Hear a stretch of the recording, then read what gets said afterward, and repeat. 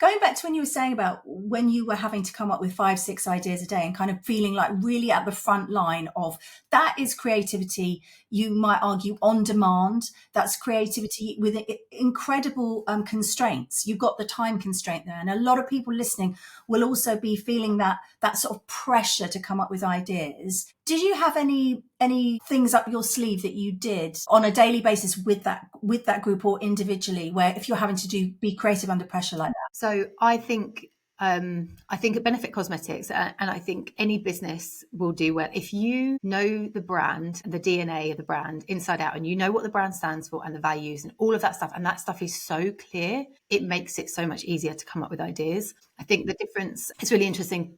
Benefit, we knew exactly who the brand was, what they stood for. The kind of company motto is laughter is the best cosmetic. So for us, if there was humour, we knew that we were in the right spot.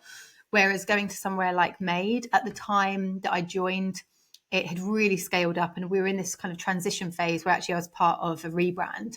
And so we were defining what the brand was. So it just made that a little bit trickier. So I think actually to kind of go back a little bit, the clearer you are on who the brand is and have as much of that information as possible, the easier it is to come up with ideas.